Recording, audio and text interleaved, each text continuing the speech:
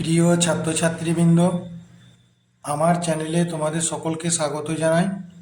আমার চ্যানেলে যারা নতুন আছো তারা আমার চ্যানেলটিকে সাবস্ক্রাইব করে দিও, সেই সঙ্গে অল নোটিফিকেশানটি অন করে রেখো। আজকে তোমাদের কাছে যে ভিডিওটা এনেছি এটা বাঁকুড়া বিশ্ববিদ্যালয়ের বিএ কোর্সের সেকেন্ড সেমিস্টারে ইতিহাসের মেজর ও মাইনরের প্রশ্নটি হলো সিসিলি অভিযানে এথেন্সের ব্যর্থতার কারণ আলোচনা করো। উত্তর বলছি শোনো। এথেন্সে সিসিলি অভিযানের ব্যর্থতার বিষয়টি নিয়ে আলোচনা করতে গিয়ে দেখা গেছে থুকিডিডিসের বিবরণ অনুসারে গ্রিসের কোনো নগর রাষ্ট্রের সর্ববৃহৎ সেনাবাহিনী এই যুদ্ধে যোগদান করেছিল, কিন্তু তবুও শেষ পর্যন্ত এথেনীয় বাহিনীর পরাজয় ঘটে। এই ব্যর্থতার পিছনে বেশ কিছু যুক্তিসঙ্গত কারণ ছিল। সেগুলি প্রথমত, এথেন্স সিসিলি অভিযানের সময় যুক্তির পরিবর্তে আবেগের বশে এই যুদ্ধে যোগ দেয়।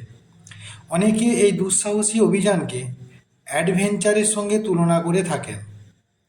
এথেন্স থেকে বহু দূরে অবস্থিত সিসিলি অভিযানের সময় সমস্ত দিক বিবেচনা করা হয়নি। দ্বিতীয়ত, সিসিলি অভিযানের সময় এথেন্সের 3 জন সেনাপতিকে দায়িত্ব দিয়েছিলেন, কিন্তু তাদের মধ্যে সমন্বয় বা নির্দিষ্ট কোনো নিয়মনীতি ছিল না, যা যুদ্ধ পরিচালনার ক্ষেত্রে প্রভাব ফেলেছিল। তৃতীয়ত পয়েন্ট, সেনাপতি নিকিয়াসের ব্যক্তিগত ত্রুটি এই পরাজয়ের অন্যতম কারণ ছিল। তিনি এই বৃহৎ যুদ্ধ পরিচালনার ক্ষেত্রে মোটেই যোগ্য ছিলেন না। যোগ্য সেনাপতি ল্যামকাসের মতামতকে তিনি গুরুত্ব দেননি।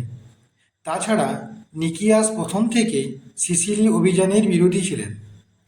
বিউরির মতে এথেন্সের নিকিয়াসকে নেতা নির্বাচন করা ভুল করেছিল।